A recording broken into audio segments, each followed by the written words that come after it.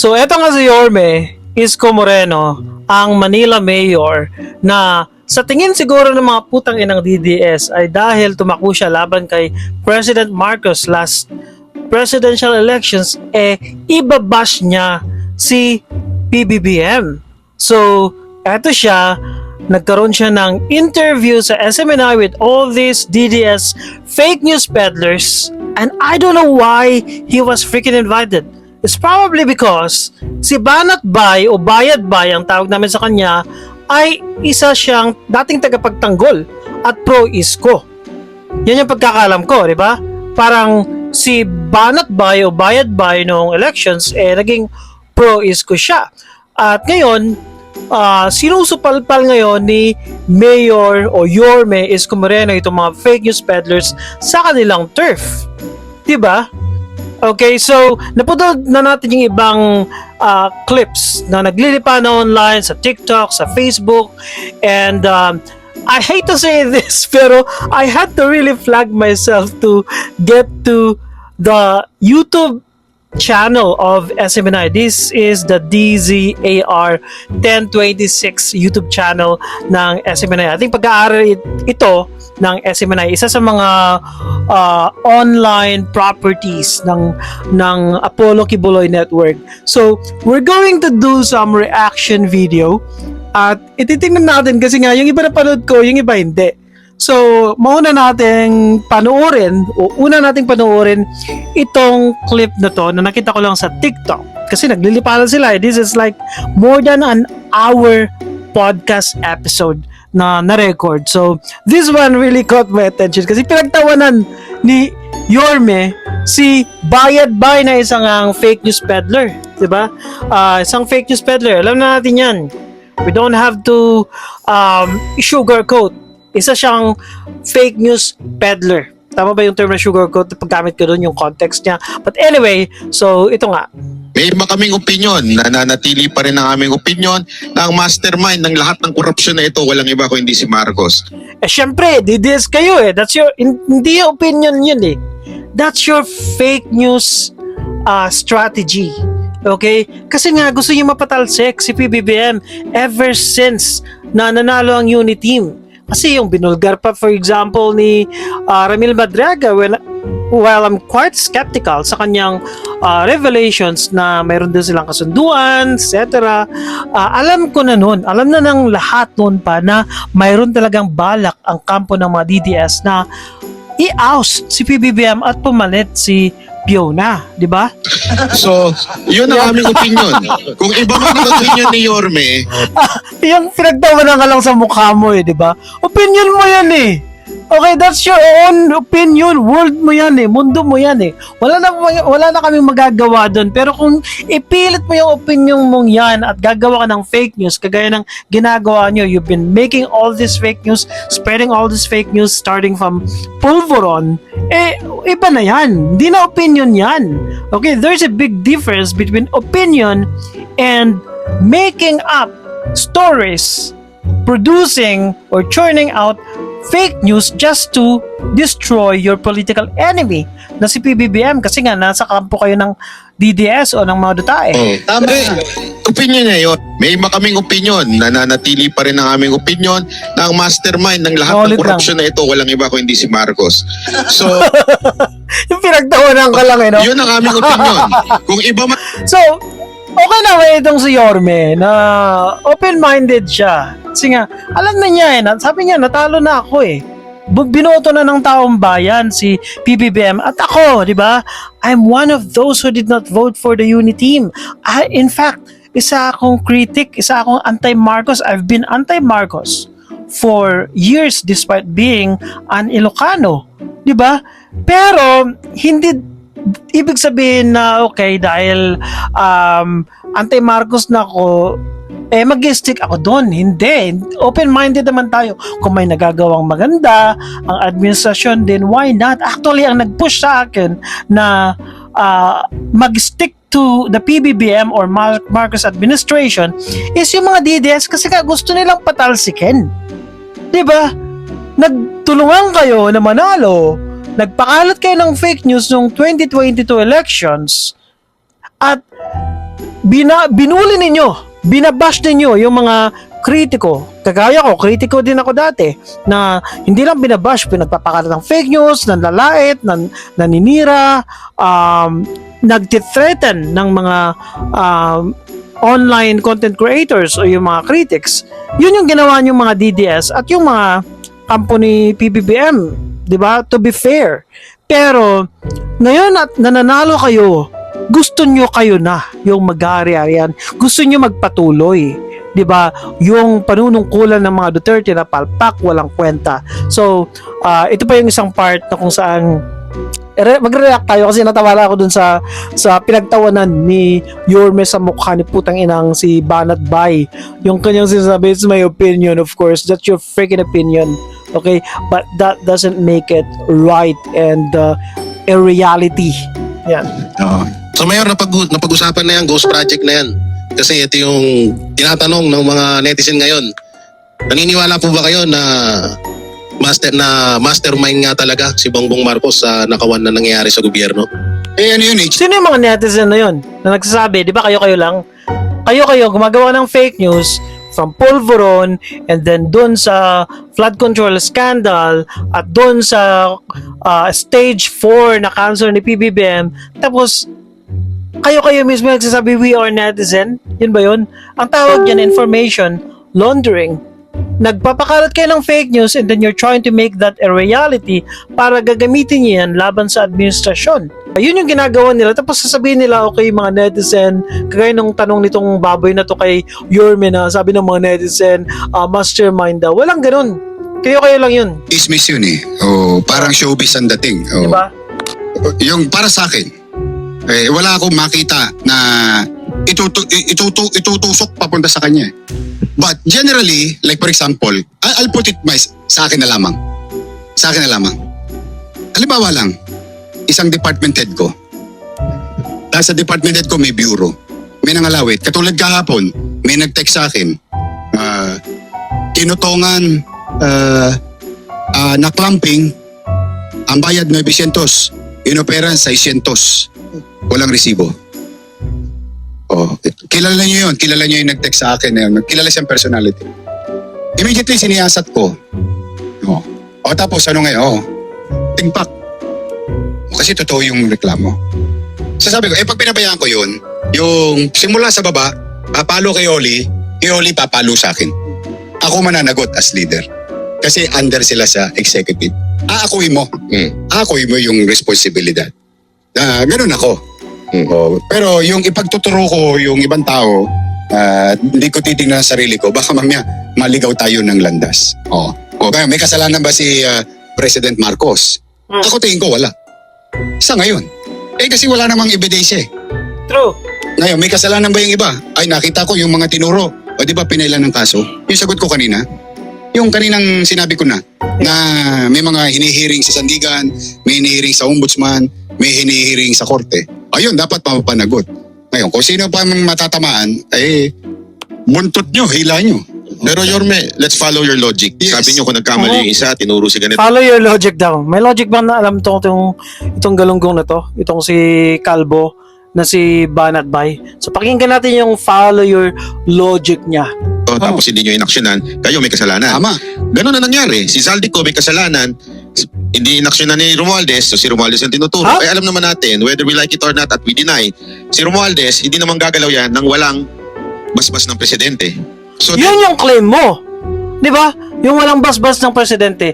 Di ba nung panahon ni Digongyo, yung si Edvic Yap, di ba? Alam ni Digongyo na may ginawang kasalanan, may ginawang pagnanakaw at corruption si Yap. Pinahiya pa niya but he didn't do anything. Appropriations chair si Yap noon. Yun yung sinasabi nilang sinundan ng yapak ni Zaldico. Di ba? But this time, to be fair, okay, kay PBBM, kung may kasalanan siya, then why not? Di ba? Pero hanggat puro fake news ang nilalabas yung mga putang ng mga dutahin yan, then it's all chismis. Tama si Yorme. It's all chismis, it's all fake news, it's all noise. Diba? Hanggat walang maitutusok sa kanya. Pero itong sinasabi naman ng putang inang to, na si Banat Bay kasi nga wala eh. This is fake news factory. Mag-stick kayo sa script nyo na he's mastermind. Kasi this is how we can oust him. Diba? Tapos na tayo sa Pulveron. So this time naman nakitaan nila yung flood control corruption or scandal ng opportunity to para itama kay PBBM yung kasalanan, di ba? Pero just imagine kung nangyari ito kay Duterte, which is actually alam niya, di ba? He knew what was going on, but he didn't do anything. Kumbaga dakdak lang siya ng dakdak kasi alam niyang matatamaan siya. Alam niyang korap siya, si Duterte. Alam niyang magnanakaw siya at yung mga nakapalibot sa kanya ay magnanakaw. This time naman, let's give the president credit, okay? Na kahit alam niyang matatamaan siya, hinayaan lang niya. He just let the investigations roll. Diba? Yun yung nangyari. At hindi naman niya pinagtakpan. Kung makakarating sa kanya, then why not? Yung accusations or makauwi si Zaldico. Si Zaldico nga, kung talagang gusto niyang idiin si PBBM, all he can do is umuwi. Nahuli nga daw siya sa daig, di ba? Sabi nga ni Vice Ganda, ang taong hindi marunong lumingon sa pinanggalingan ay nahuhuli sa Prague. Prague ba or Prague? Sa Czech Republic. Is a corruption from bottom na nanggaling sa Kamara. Imposible namang walang kinalaman ng presidente. May tinatawag kasing by association eh. Minsan pag na-associate ka, for example si President Marcos, pinsan si Speaker. Tama, by association. Yeah, which is what yan din naman ang the ginawa sa DDS akin. is doing. Katabi ko lang si Joma. Anong tawag na sa akin? Is komunista. Tama. Tama sila. Tama Straightforward. daw. Minsan, Tama.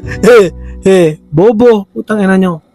natatabi ka lang sa litrato. For example, yung itinatabi si BP Sara sa isang litrato ng tao, ina-associate.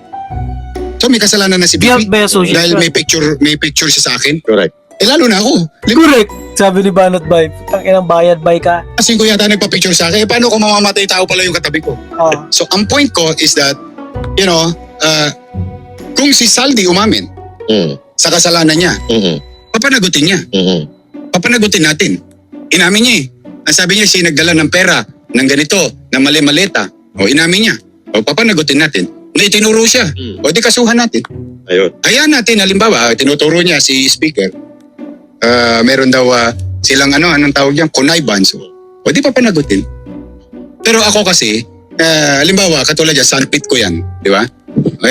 Ikaw yung nanay nga niya, hindi siya mabantayan ng 24 oras, ako pa kaya. Correct. So they may be guilty of something or they may be not guilty of anything.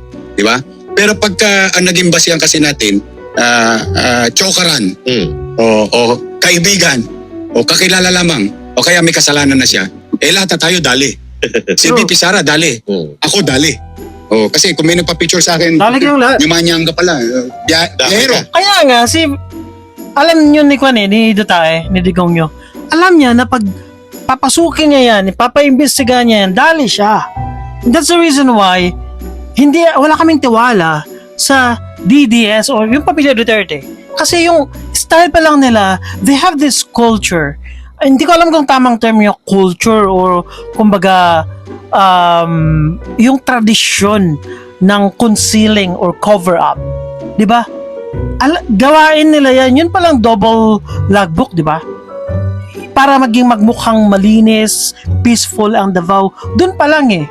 Yung mga maliliit na bagay na yan, for example, if they can actually do that to their own constituents na pag nag-report ka, which was actually exposed by then I think CIDG or director sa area na yan, si General Nicolas Torre, in-expose niya yung double logbook, yung fake recording ng crimes, di ba? At kung magagawa nila yon sa kanilang mga constituents sa pag nag-report sila, walang nangyayari, nag-report ng rape, molestation, pagnanakaw, robbery, but yung report nila, walang pinatungan kasi nga fake logbook, double logbook. Yung isa fake, tapos kung gusto nilang makapasok, doon sa totoong logbook, di ba? Doctoring nga, yung tinatawag doon eh. So, kung magagawa nila yon sa Davao pa lang, how much more sa buong Pilipinas? At ginawa nga nila yon noong panahon ni Dugongyo. Kinover up ni Duterte ang Farmally scandal, kinover up niya ang drug mafia ni Michael Yang at yung mga nakaaligid sa kanya mga drug lords kasi nga kasama sila. Damay-damay, which is tama yung pinagsasabi ni Yorme dito. Hindi ako fan. I was never a fan of Yorme, but you know, I'm very open-minded when it comes to this topic, lalo pagdating sa mga aspetong ito na okay, totoo ba may corruption? Which, totoo, corruption has been there ever since or since time immemorial. Pero, dun tayo sa ebidensya, hindi yung naninira ka lang para makaupo yung mga puon nyo sa Davao. O biyahero, di ba? Ang dami nun. Lalo na yung mga mainlander. O alam mo naman sa downtown. Kami madidistinguish namin sino ang Filipino-Chinese, sino ang mga mainlander. But we are public officials. Yes. Kaya ako talaga sa totoo, sa akin lang yun ay applicable kay President Marcos na maaaring may ginagawa yung iba na hindi niya alam. Minsan na-associate lang siya. Yeah? Ganun din naman yung kay BP Sara. Bakit natin sasabihin dahil lang sa may litrato? True. May kasalanan na si BP Sara. Ano yan? Ano sinabi? Ano yung nag-dive nagbota ng Anchape? Ng pera kay BP Sara. Sabi lang niya yun eh. Yes. Diba? So yung akin, ganun. Kaya ang pinakamabisa sa ating mga Pilipino, ito naman, in conclusion, Okay. ako naman ito lang. Sila sarado Hindi na tayo niya. naliligaw at hindi pumapait. So, hindi makasagot ng mga kuha ni mga DDS fake news peddlers kasi nga, tama naman yung pinagsasabi ni Yorme dito. Di ba? It speaks of yung wisdom na natutunan niya throughout his political career kasi nanggaling siya dyan eh. Tumakbo siya bilang president, natalo siya. Di ba? Respect naman kay Yorme. Ang buhay natin. No? Kasi minsan, nakakainis talaga dahil nakakakonsumi, hirap na nga. Tapos ito pa balitang naabutan mo, di ba? Tira dito, tira doon, point A to point B, 90 million. Nung hindi na-discover, point B to point A, 90 million ulit. Nung mabibiso na, ginawa pa ulit point A to point B. Pag iniisip mo yon, talaga mabibisit ka at gusto mong ilagom. Lahat na kayo may kasalanan. Lahat kayo walang ya. Ano na? Ang problema noon, yung susunod na henerasyon. Yun. Kapag hindi tayo naging mainam na papanagutin yung tunay na may sala at ilalagom na lang natin sila dahil sa politika o away sa politika, wala nang tatamasahing maayos na pamahalaan Yes. ang mga anak natin. Doon tayo magkwidaw. Yun ang akin. Pero- Kaya ako, nanonood. Pinanonood ko silang lahat. At hindi ko sila hinuhusgahan. Whether si President Marcos o si BP Sara o sino mang senador na parang inakusahan na lang. Sila may sala na. Hindi, hihintayin ko yung pasya ng batas. Yes. Yung pagpasya ng husgado. Kasi darating ang punto, ang lahat ng bagay may katapusan. Weather May nga, di ba? conduct yan. Kaya yun ang tama. akin dyan. Yan ang Kagaya posisyon. ng So nangyari Yorme sa kay- personal na kapasidad. Kagaya nang nangyari kay Dugongyo, di ba? Nakarma siya. Nabalikan siya. So, this one, for example, this is actually a very interesting clip as well that I really need to react to. So, Na issue kasi ito yung pinupukol sa iba na kaya daw may ganyang ginagawa si Marcos sa inyong lugar. ayan, ito.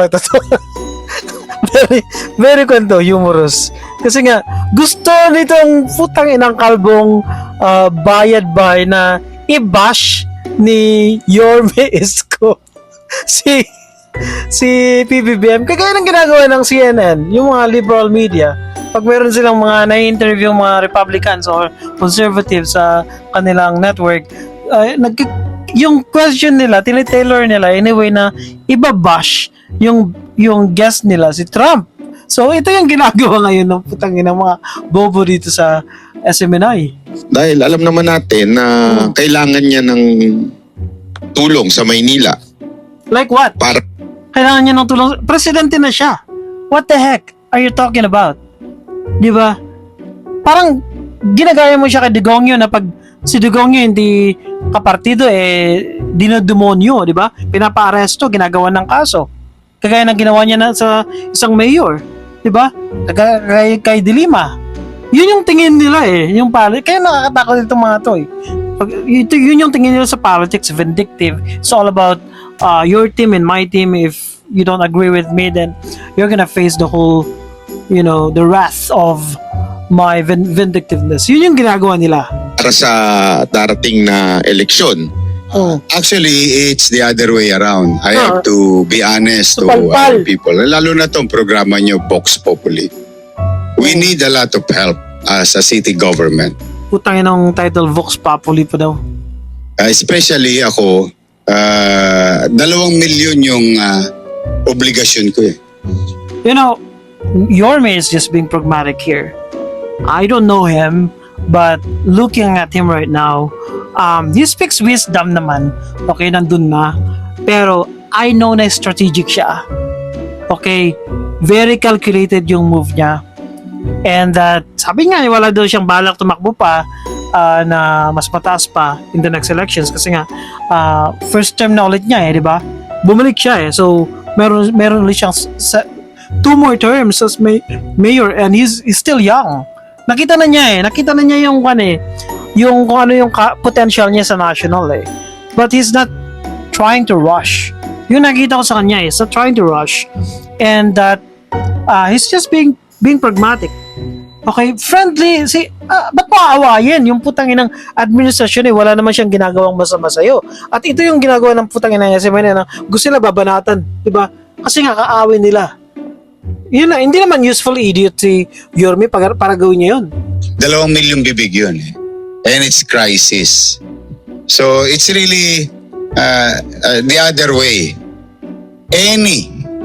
And when I say any, Ang tanong, alam ba niya yung ibig niyang sabihin ng the other way around? Kami yung may kailangan sa kanya at nagbigay siya ng tulong. Yun yung gustong iparating ni Yorme. Na sana naintindihan ng mga putang inang mga SMNI fake news peddlers na to. Pero hindi So it's us who actually need the president and he gave us help without us asking for anything. Yun yung gusto niyang sabihin. material who they are. Di ba? Any person, any individual, private, katulad nung may nagbigay sa amin, private sector, ayaw lang niya pabanggit yung pangalan niya, binigyan niya kami halos sa 5 milyon na fleet card. Dami nun Petron. Binigay ko ulit sa driver yon. Tumama yung driver ng Okay. 4 na bulig. Kasi ang isang fleet card, isang bulig eh. Di ba? Sino kaya yun nagbigay ng 5 million na private individual without asking for any help? I don't know. Crony? Could be. 4 ang binigay ko doon sa mga sumali.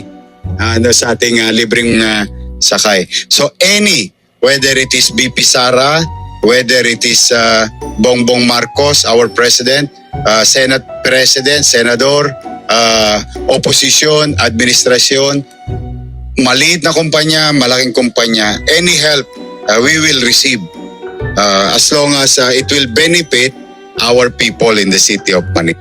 Di ba? Tama siya dyan. Tama yung pinagsasabi ni Yorme dito. At saan ka nakikita ng putang inang isang network? Itong mga balitang Di ba? Isang network na the whole industry, the whole network is against the administration at pinaprop up nila yung isang kandidato. Ano ito? Parang cottage industry? Di ba? Tapos sasabihin nila, we don't trust the mainstream media. What the fuck? Tapos sa SMNI na isang kulto network. Di ba? kumakalat, 18 Marines, meron na silang mga ebidensya. Ito na lang, last na to. Tungkol sa 18 Marines. Kasi nga, nilalabas na nila lahat yung mga nila, yung nasa kanilang arsenal. Fake news arsenal. So, very interesting to kasi sinanggalat ni Yorme itong mga nila itong mga bala nila di ba? And I really like how he handled them, how he handled those questions, and that's why I really would like to react to this video, even though, like I said, I had to flag myself to watch this this episode. This is not actually the entire episode. This is just like how many minutes? 15 minutes? Pictures na sinasabi nila ay sinasangkot nila yung magpinsan, pati si Zaldico. Sa personal na capacity mo, do you put weight doon sa Ang bubobo ng mga puta ng tanong nila? kanilang mga ebidensya or sa kanilang inaakusa? Meron kasing tinatawag na occupational hazards. Katulad kami, maaaring akusahan na lang ako isang araw. Kayo, ikaw, na MBI ka. Di ba? Kagaya ng ginawa ni Dugongyo, pwede kayong gawan ng kwento. Like what Dugongyo did to De Lima. If you cannot, find crimes against your critic, then make them. And that's what the Duterte administration did. It's so easy pag nasa kapangyarihan ka. Ang sabi nila, meron kasabihan eh.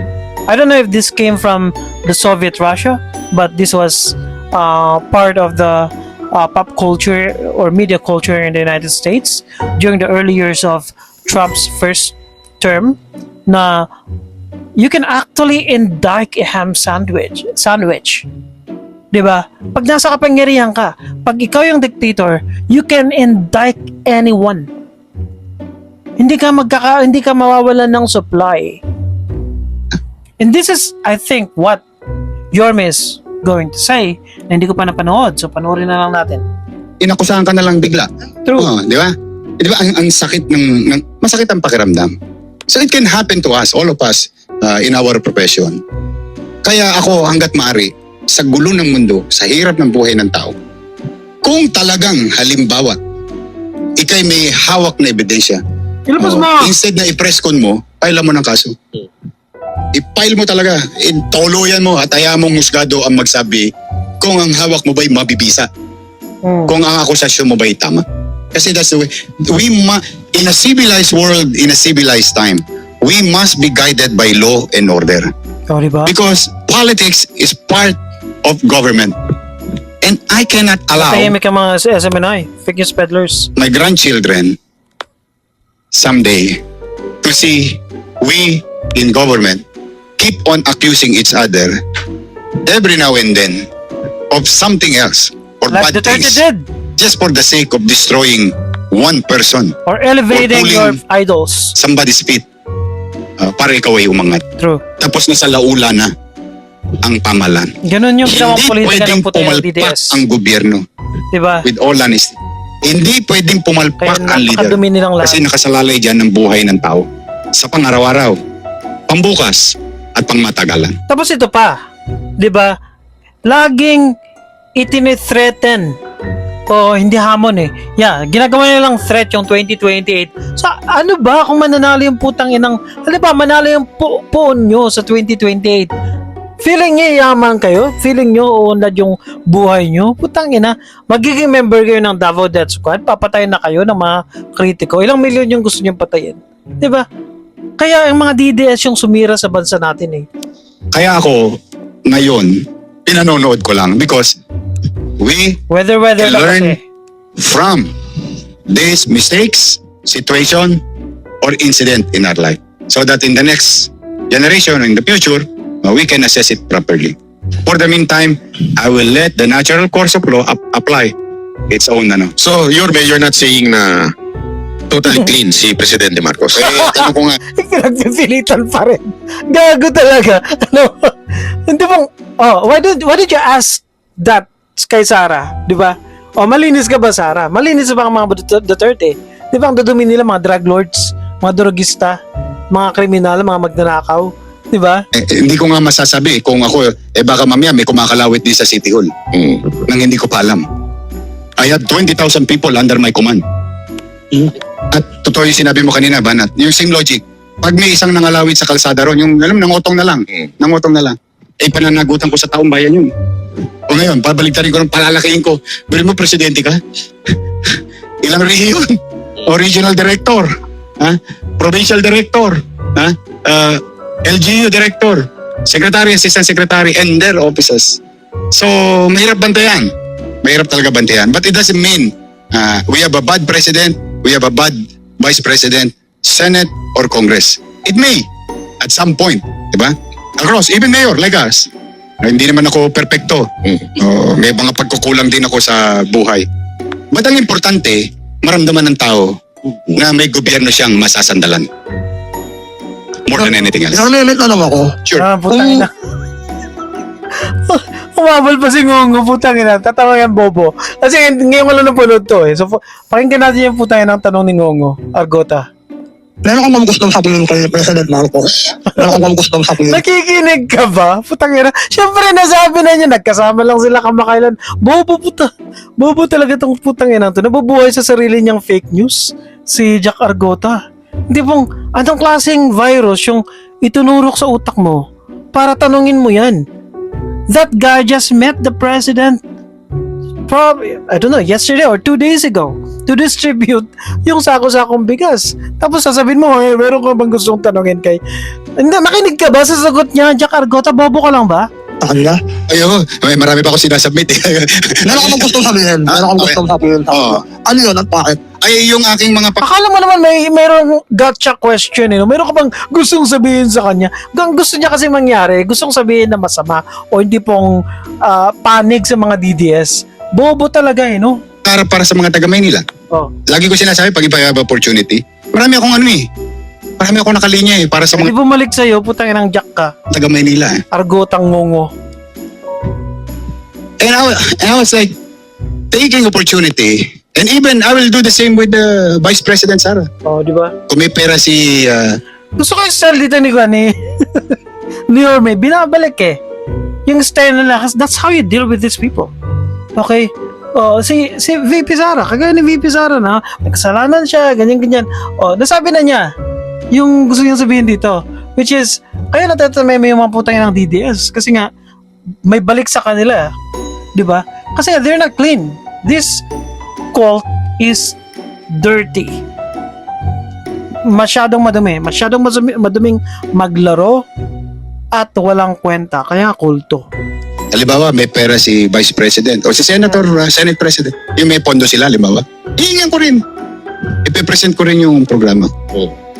Pero hindi yan yung gustong sagot ni putang inang Jack Argota kasi nga bobo. Nakinig ka na nga. Kung napakinggan mo yung mga sagot niya, 'di ba? Na pragmatic siya eh. Oh, tatanungin mo pa meron ka bang gustong sabihin kay PBBM, bobo. Kung meron man ako sasabihin, ipanghihingi ko pa rin yung mga taga Maynila. Yun, tayo. Ipanghihingi ko kayo. Anong Exactly what he was saying earlier, 'di ba? Na sabi niya, it's the other way around, 'di ba? Kung may utak si Jack Argota, yung talong ni putay ng bayad bay na hindi pong kaya daw lumalapit sa kanya o sa Manila si PBBM kasi for politics etc. Sabi ni Yorme, it's the other way around. We're the ones asking help. 'Di ba? Hindi nila maintindihan kasi nakikipag-usap si Yorme sa mga sangkatutak na bobo. kabubuti para sa inyo? Ikaw na isa sa 2 milyong Manileño. So yun na yun. Naging patalastas na. So yun lang. I like how Yorme answered these stupid questions from this stupid DDS sa podcast episode na walang kwenta ng mga putang inang mga dutay. Kasi nga, wala man sila talagang alam eh. Nabigyan lang sila ng mikropono kasi nga, they're fake news peddlers. And when you're spreading fake news, you don't need a brain to do that. All you have to be is be immoral, be a liar. Yun lang yun. Gagawa ka ng kwento, you don't have to use your kailangan ng konting utak sa pagpapakalat ng fake news. Pero tingnan mo naman yung pinapakalat nila, yung mga napaka-cheap kagaya ng pulveron, mga stage 4 cancers. These are easily debunked. Yung tipong nag-angkat ng petrolyo ang Davao mula Brunei, putang inang mga kabubuhan na yan, di ba? Sakit sa bang. So, yun lang and have a good day.